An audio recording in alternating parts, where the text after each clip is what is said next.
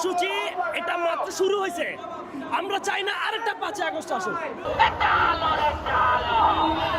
শনিবার দুপুর 12টায় নগরীর 2 নম্বর গেটে সড়ক অবরোধ করেন গণ অধিকার পরিষদ সহ চট্টগ্রামের সর্বস্তরের বিক্ষুব্ধ ছাত্র জনতা। পরে সেখান থেকে মিছিল নিয়ে অবস্থান নেন সিএমপি পুলিশ লাইনের সামনে।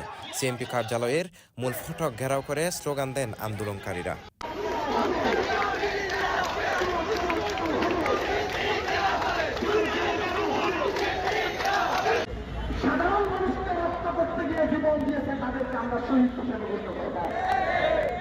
গণ অধিকার পরিষদের সভাপতি নুরুল হক নূরের উপর হামলার প্রতিবাদে গতকাল থেকেই উত্তাল সারা দেশ। পূর্বঘোষিত কর্মসূচির অংশ হিসেবে চট্টগ্রামেও শনিবার 30 আগস্ট সকাল থেকে শুরু হয় বিক্ষোভ সমাবেশ।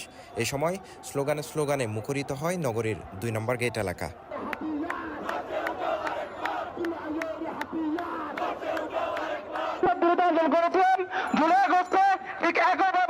আমরা আইনজীবী গণ অধিকার পরিষদ তথা বাংলাদেশ সরকার রাজ্য দাবিতে আমরা থাকবো।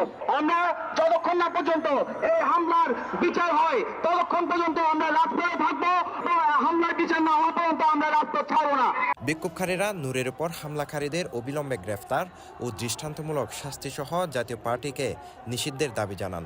পাশাপাশি স্বরাষ্ট্র উপদেষ্টা জাহাঙ্গীর আলমেরও পদত্যাগের দাবি জানান বিক্ষুব্ধ ছাত্র জনতা।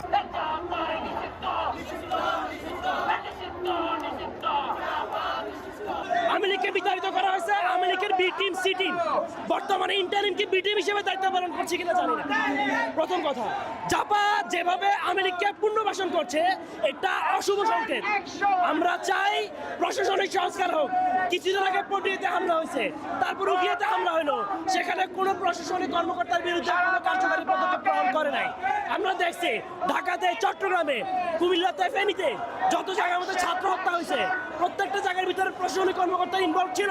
তাদের ক্লিয়ার ফুটেজ থাকার পরেও কোনো প্রশাসনিক কর্মকর্তার উপরে কোনো কার্যকর অ্যাকশন গ্রহণ করা হয় নাই।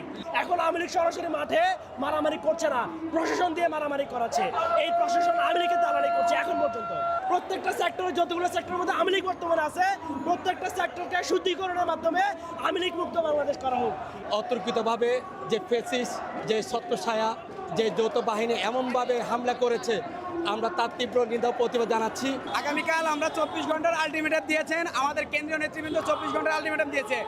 যদি 24 ঘন্টার ভিতরে এই জাতীয় পার্টির মহাসচিব সহ সিনিয়র নেতৃবৃন্দকে আটক করা না হয় এবং যেই সকল আইন শৃঙ্খলা বাহিনীর নেতৃবৃন্দ বিপি নুরুল হক নূরের উপরে হামলা করার দুঃসাহস দেখিয়েছে, তাদেরকে খুঁজে খুঁজে গ্রেপ্তার করা না হয়, আগামী এই 24 ঘন্টা পরে সারা বাংলাদেশ অনির্দিষ্টকালের জন্য ব্লকেট ঘোষণা করা হবে। আন্দোলনকারীরা রাস্তায় টায়ার জ্বালিয়ে সড়ক অবরোধ করলে যান চলাচল বন্ধ হয়ে যায়। এ সময় ভোগান্তিতে পড়েন যাত্রীরা। প্রায় 2 ঘন্টা পর সচল হয় যান চলাচল। ত্রয়োদশ জাতীয় সংসদ নির্বাচনের রোডম্যাপ ঘোষণার পর এই যে নতুন উত্তেজনা দেশের রাজনৈতিক অঙ্গনে যেন নতুন সংকটের জন্ম দিয়েছে। এই রাজনৈতিক সংকট কাটিয়ে একটি অবাধ, সুষ্ঠু ও নিরপেক্ষ নির্বাচন আয়োজন করাই যেন এখন অন্তর্বর্তীকালীন সরকারের সবচেয়ে বড় চ্যালেঞ্জ। চট্টগ্রাম নগরীর 2 নম্বর এলাকা থেকে শেখ মোহাম্মদ ফয়সাল, সিটিজি পোস্ট।